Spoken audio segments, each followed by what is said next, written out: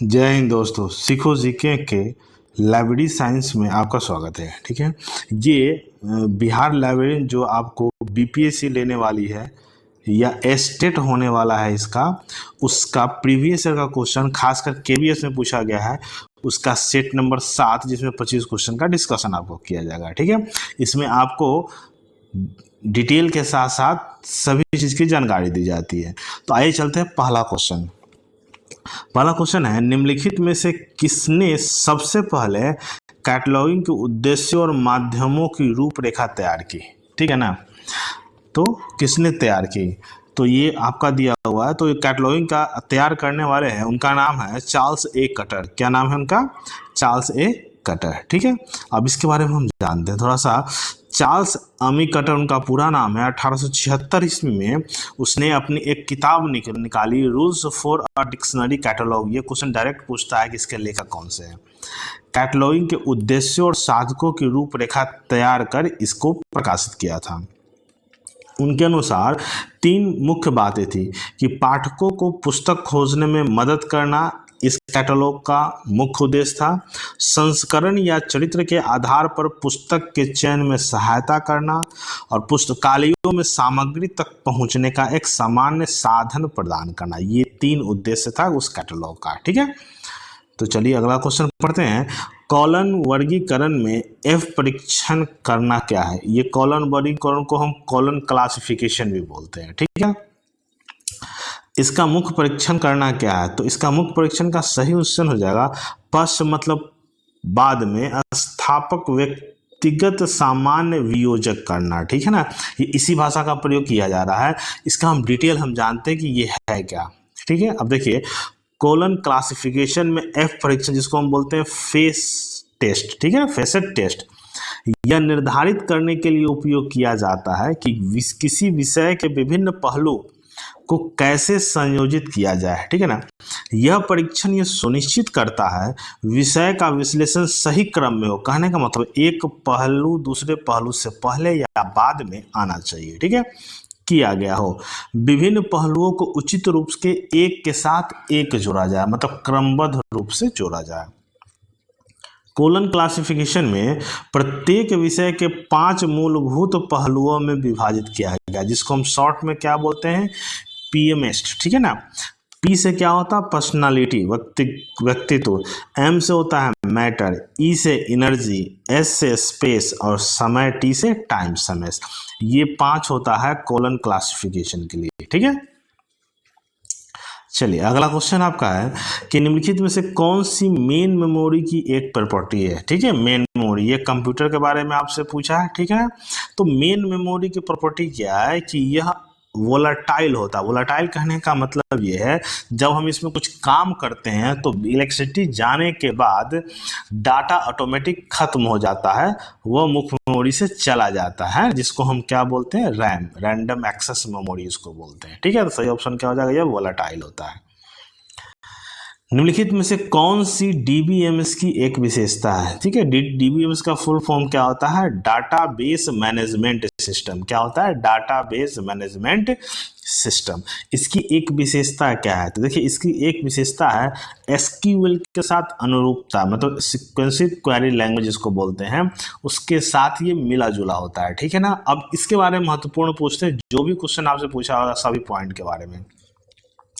देखिए डीबीएमएस एक डेटाबेस प्रबंधन प्रणाली है। ठीक है ना, डेटा से संबंधित है और ये विशेषता डेटा स्वतंत्र होता है। ठीक है ना, डीबीएमएस में डेटा को संग्रहित करने का तरीका प्रोग्राम से अलग होता है। ठीक है, जैसे कि प्रोग्राम में हमको बार बार बदलना होता है, तो डीबीएमएस में जो भी डाटा हम संग्रहित करते हैं उसके साथ प्रोग्राम को चेंज करने की आवश्यकता नहीं होती है।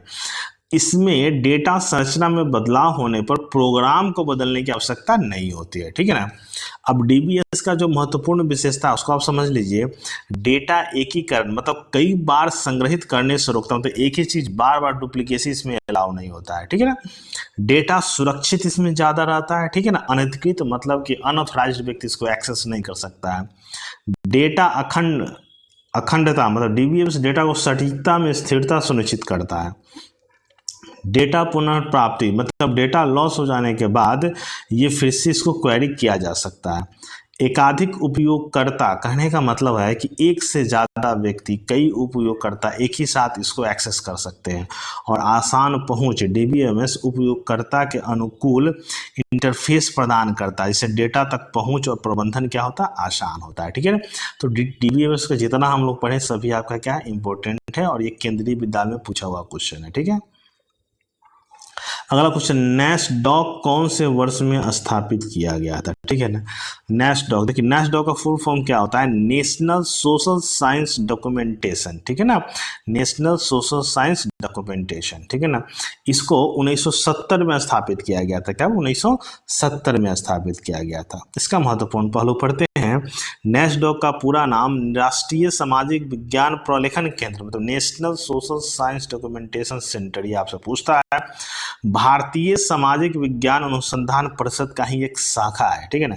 इसका मुख्य उद्देश्य सामाजिक विज्ञान के क्षेत्र में काम करने वाले शोधकर्ताओं, शैक्षणिक संस्थाओं और सरकारी विभागों, पुस्तकालयों और सूचना संबंधी प्रदान करना है। ठीक है ना।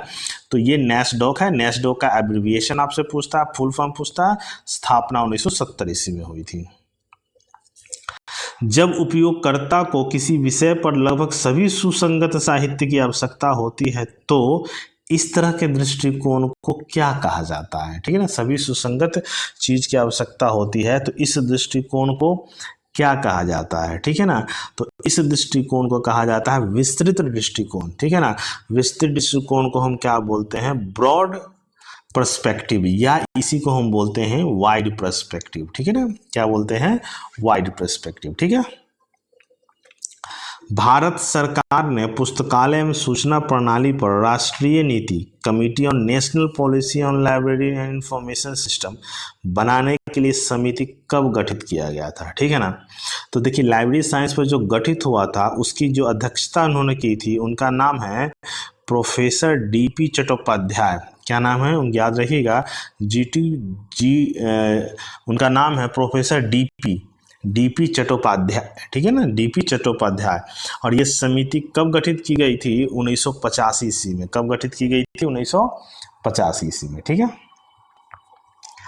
पुस्तकालय विज्ञान के 5 नियम जो आर.एस. रंगनाथन के द्वारा शुरू किया गया था, में से कौन सा नियम यह परामर्श देता है कि स्थानीय स्तर पर पाठकों के बहुमत के अनुकूल नहीं होने वाली पुस्तकों का चयन न करें? मतलब उसी पुस्तकों का चयन करें जो बहुत सारे लोग बार बार उस पुस्तकों को ले जाते हैं, पढ़ते हैं, या उस पुस्तक का पाठक मिलता है। ठीक है। तो ये जो रूल है ये कौन सा है? ये आपका हो जाएगा तीसरा नियम। क्या हो जाएगा? तीसरा नियम। ठीक है। अब हम पढ़ते हैं 5 नियम क्या है। देखिए ये हमेशा याद रखिएगा। डॉक्टर सयाली रामामृत रंगनाथ, इसको आर.एस. रंगनाथन बोलते हैं, जन्म 1892, मृत्यु 1872। आविष्कारक थे, दार्शनिक थे, गणितज्ञ थे। उसने कई महत्वपूर्ण काम किए, लेकिन उनके द्वारा सबसे महत्वपूर्ण काम पुस्तकालय विज्ञान के 5 सूत्र थे। ठीक है ना। इसका प्रतिपादन उन्होंने कब किया? 1928 ईस्वी में। ठीक है ना। और उसका जो प्रकाशन हुआ था पुस्तकालय विज्ञान के 5 सूत्र 1931 ईस्वी में हुआ था। ठीक है ना। प्रथम सूत्र के लिए भी अपने गणित अध्यापक प्रोफेसर एडवर्ड आर रॉस के ऋणी है, और शेष सूत्रों की प्रतिपादन स्वयं उन्होंने किया था। है क्या 5 सूत्र? पुस्तक के उपयोग के लिए, बुक्स आर फॉर यूज, ये पहला सूत्र है। प्रत्येक पाठक को उसकी पुस्तक मिले, ये दूसरा है। प्रत्येक पुस्तक को उसका पाठक मिले, ये भी सही है। पाठक का समय बचाएं, ये भी आपका सही है। पुस्तकालय एवं वर्धनशील संस्था, मतलब ये ग्रोइंग संस्था, सतत विकास करने वाली संस्था है। तो ये 5 उनका रोल है एस आर रंगनाथन जी का। ठीक है। बीज गणित को किस प्रकार के विषय के रूप में वर्गीकृत किया जा सकता है? अलजेब्रा के बारे में आपसे पूछा है। ठीक है ना। देखिए ये अलजेब्रा आम जिंदगी में प्रयोग कम होता है, इसीलिए इसे गैर प्राथमिकी बुनियादी विषय के में रखा गया है। ठीक है ना। गैर प्राथमिकी बुनियादी विषय के रूप में। पुस्तकालय साहित्य और सूचना विज्ञान के निर्माता कौन है? ये भी महत्वपूर्ण क्वेश्चन है आपका। तो देखिए पुस्तकालय साहित्य और विज्ञान के जो निर्माता है उनका नाम है H.W. विल्सन। क्या नाम है उनका? H.W. विल्सन। ठीक है। अब इसके बारे में थोड़ा सा हम लोग जानते हैं। पुस्तकालय साहित्य और सूचना विज्ञान के निर्माता का नाम क्या, H.W. विल्सन, ठीक है ना। विल्सन कंपनी ने 1910 ईस्वी में पुस्तकालय साहित्य और सूचना विज्ञान डाटाबेस का प्रकाशन शुरू किया, जिसे बाद में एप्सो पब्लिकेशन को बेच दिया गया। इसके अंतर्गत क्या, यह डाटाबेस 410 से अधिक अंतर्राष्ट्रीय स्तर पर प्रकाशित पुस्तकालय एवं सूचना विज्ञान पत्रिकाओं को अनुक्रमित करता है, मतलब उसको सूचित करता है या सजा के रखता है, ठीक है। महाराष्ट्र लोक पुस्तकालय अधिनियम राज्य पुस्तकालय परिषद के पदेन अध्यक्ष कौन है, ठीक है। जैसे महाराष्ट्र में जो पुस्तकालय अधिनियम लाया गया तो उसके पुस्तकालय का पदेन अध्यक्ष किसको बनाया गया है, ठीक है ना। तो उसको बनाया गया क्या, राज्य के शिक्षा मंत्री के, ठीक है ना, राज्य के शिक्षा मंत्री के। अच्छा, इसका काम क्या है कि मतलब ये पुस्तकालय के प्रशासनिक और विकास संबंधी मामलों में सलाह देना है, इसका काम केवल सलाह देना है, ठीक है ना। चलिए, जब एक पृष्ठ के किसी फटे हुए हिस्से या एक ढीले पेज को कसने के लिए मरम्मत की जाती है तो इसे क्या कहा जाता है, ठीक है ना। तो जब कोई पेज ढीला होता है, मरम्मती की जाती है तो उसको क्या बोलते हैं, दुरुस्ती या मैडिंग बोलते हैं। क्या बोलते हैं, मैडिंग। निम्नलिखित में से कौन सी ज्ञान की विशेषता नहीं है, ज्ञान की विशेषता नहीं की अगर बात बोले, ठीक है ना। तो देखिए, ज्ञान की विशेषता क्या है कि ज्ञान निर्भर होता है, ये उसकी विशेषता नहीं है, ठीक है ना। ज्ञान किसी पर निर्भर नहीं होता है, ठीक है। इसके बारे में हम पढ़े हैं। अब इसके बारे में महत्वपूर्ण क्या है, देखिए, ज्ञान की निम्नलिखित में से कोई विशेषता नहीं सही है, ठीक है। कौन सी विशेषता से, ये स्पष्ट नहीं है, ठीक है ना। ये मूल रूप से स्पष्ट नहीं कि कौन सी विशेषता है। इसलिए कि निर्भर किस पर करती है, वैसा समझिए कि ये प्रासंगिक होती है, मतलब इसका उपयोग किसी विशेष स्थिति या समस्या के लिए किया जा सकता है। समय के साथ बदलता है, मतलब ज्ञान समय के साथ भी बदलता है, नए ज्ञान पुराने ज्ञान को अप्रचलित भी हो सकता है, ठीक है। सीखने की प्रक्रिया के माध्यम से विकसित होता है, मतलब ज्ञान निरंतर सीखने की क्रिया है, ठीक है ना। व्यक्तिगत अनुभव, मतलब ज्ञान में व्यक्तिगत अनुभव, कौशल, दूसरे को दी जाने वाली जानकारी शामिल हो सकती है, ये भी ज्ञान के अंतर्गत आता है। अनंत कहने का मतलब ज्ञान की कोई सीमा नहीं, यह हमेशा क्या, विकसित होता रहता है और बढ़ता रहता है। गतिशील और सतत, ज्ञान एक गतिशील और सतत प्रक्रिया है जो हमेशा बदलती रहती है। यह ध्यान रखना महत्वपूर्ण है कि सही विशेषता वह है जो किसी विशेष संदर्भ या प्रश्न के लिए सबसे उपयुक्त हो। कहने का मतलब ज्ञान किसी पर निर्भर नहीं होता, लेकिन ज्ञान क्या है ना, किस किस चीज़ के लिए उपयोगी है, कैसे वो बढ़ता है, कैसे विद्यमान रहता है, इसके बारे में इसे बताया गया है, ठीक है। आगे, शॉर्ट विश्लेषण का आविष्कार किसने किया था, ठीक है ना। शॉर्ट विश्लेषण 14 नंबर क्वेश्चन है। तो देखिए, इसका जो आविष्कार किया था, बहुत महत्वपूर्ण क्वेश्चन है, पूछा गया है अल्बर्ट एस हम्फ्रे ने। किसके द्वारा, अल्बर्ट एस हम्फ्रे ने, ठीक है ना। इसका मतलब क्या होता है समझिए। शॉर्ट विश्लेषण का जो आविष्कारक का नाम है अल्बर्ट हम्फ्रे, ठीक है ना। 1960 के दशक में स्टैनफोर्ड रिसर्च इंस्टीट्यूट में काम करते हुए एक विश्लेषण पद्धति को विकसित किया था, ठीक है ना। हाँ, शॉर्ट विश्लेषण को एक उपकरण के रूप में विकसित किया ताकि व्यवसायियों को अपनी आंतरिक शक्ति और कमजोरियों का आकलन करने और बाहरी अवसरों और खतरों को पहचान करने में मदद मिले, ठीक है ना। शॉर्ट में सबसे होता है एस मतलब स्ट्रेंथ मतलब शक्ति, डब्ल्यू से वीकनेस मतलब कमजोरियां, अपॉर्चुनिटी मतलब अवसर, और टी से थ्रेटेड मतलब खतरा। ये चारों एब्रिविएशन है, आपसे पूछा जाता है शॉर्ट, ठीक है ना।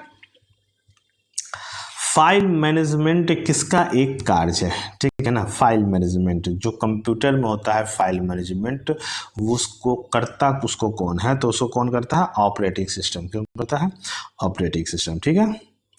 उपयोगकर्ता फाइल क्या होता है, उपयोगकर्ता फाइल के बारे में बोला है, ठीक है ना। देखिए, उपयोगिता फाइल क्या होता है कि उपयोगकर्ता सूचनाओं के व्यवहार को प्रकाशित करने वाले अभिलक्षण होते हैं, वैसी को क्या बोलते हैं, उपयोगकर्ता प्रोफाइल, ठीक है ना, जो हमेशा यूज किया जाता है अच्छे कार्यों के लिए। मार्क टैग 250 है, ये क्या है, ठीक है, मार्क टैग। देखिए, मार्क टैग क्या होता है, ये एक संस्करण क्षेत्र है, इसको ये क्या है, मशीन रीडेबल कैटलॉगिंग, क्या है, मशीन रीडेबल कैटलॉगिंग है, ठीक है ना। निम्नलिखित में से कौन सा एक पुस्तकालय रख रखाव परिचालन नहीं है, रख रखाव परिचालन, ठीक है ना। देखिए अधिग्रहण प्रणाली भी एक रख रखाव परिचालन है, किसी बुक का हम अधिग्रहण करते हैं। श्रृंखला सीरीज कंट्रोलिंग भी आपका रख रखाव परिचालन है। कैटलॉग बनाना जैसे करनू सजाना वो भी एक रख रखाव परिचालन है। पुस्तक प्रदर्शनी रख रखाव नहीं, ये प्रदर्शन होता है या मेले में अपने पुस्तक को प्रदर्शित करने की प्रक्रिया होती है, ये एक रख रखाव परिचालन नहीं है, ठीक है। एग्रीज के लिए एक अंतर्राष्ट्रीय सूचना प्रणाली है, ठीक है ना। एग्रीज के लिए, ठीक है, एग्रीज के लिए सूचना प्रणाली है वो क्या है, कृषि विज्ञान एवं प्रौद्योगिकी की एक अंतर्राष्ट्रीय सूचना प्रणाली है, ठीक है ना। अब एग्रीज का मतलब ये किसके अंतर्गत आता है, international system for agriculture science and technology, ठीक है ना। और इसकी स्थापना कब हुई थी, 1974 ईस्वी में हुई थी, याद रखिएगा 1974 ईस्वी में। एक द्विधारी अंक समानांतर डैश के रूप में दर्शाया जाता है, ठीक है ना। एक द्विधारी अंक, देखिए द्विधारी अंक जो होता है इसको बाइनरी सिस्टम बोलते हैं, और इसमें कौन सा आता है, 0 और 1, ठीक है ना। कौन सा आता है, 0 और 1, ठीक है। कार्डेक्स एक दृश्य अभिलेख में अनुष्ठित करने योग्य होता है। कार्डेक्स में क्या अनुष्ठित करने योग्य होता है, तो ये होता है पीरियोडिकल्स, क्या होता है, पीरियोडिकल्स, ठीक है ना। हाइपरटेक्स्ट शब्द डैश के द्वारा दिया गया है, ठीक है ना, हाइपरटेक्स्ट, ठीक है ना, हाइपरटेक्स्ट। तो हाइपरटेक्स्ट दिया गया है किसके द्वारा, टेड नेल्सन के द्वारा, ठीक है ना, टेड नेल्सन के द्वारा, ठीक है। और ये है क्या, पहले इसको समझिए। टेड नेल्सन ने 1960 ईस्वी के दशक में प्रोजेक्ट जानाडू के अंतर्गत एक हाइपरटेक्स्ट सिस्टम की कल्पना की थी, ठीक है ना। जानाडू का लक्ष्य एक ऐसा सिस्टम बनाना था जहां सभी डेटा संग्रहित हो, कोई विलोपन न हो और सभी जानकारी एक लिंक के माध्यम से सुलभ हो, ठीक है। नेल्सन ने हाइपरटेक्स्ट या हाइपरमीडिया शब्द का उपयोग लिंक्ड सामग्री के लिए किया था। कहने का मतलब किसी वेबसाइट पर कोई लिंक होता है, उस पर क्लिक करते हैं तो हम अन्य वेबसाइट पर चले जाते हैं, उसी को हम हाइपरटेक्स्ट बोलते हैं, ठीक है ना। हाइपरटेक्स्ट में पाठक एक दूसरे से जुड़े होते हैं और पाठक एक क्लिक में दूसरे पाठक पाठ पर जा सकता है। मतलब किसी वेबसाइट पर एक लिंक होता है, उस पर क्लिक करने पर हम क्या जाते हैं, दूसरे पर वेबसाइट पर ट्रांसफर हो जाते हैं। हाइपरमीडिया में ग्राफिक्स, वीडियो और ध्वनि भी शामिल हो सकते हैं जो टेक्स्ट के साथ जुड़े होते हैं, ठीक है।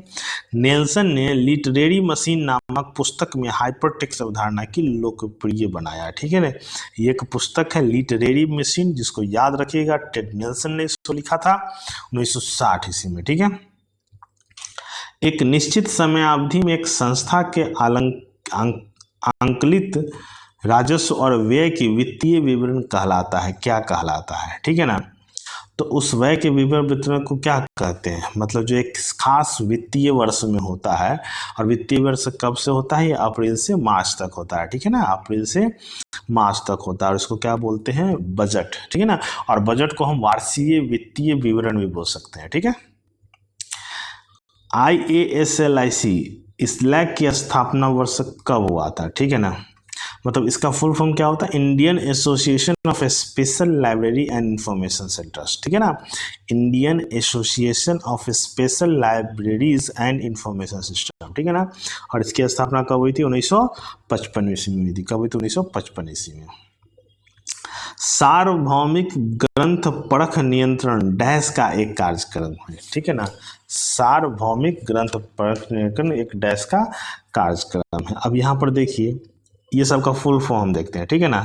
यूनेस्को का क्या होता है, United Nation Educational Scientific and Cultural Organization, ठीक है ना। ये सब एब्रिविएशन आपसे पूछा जाता है।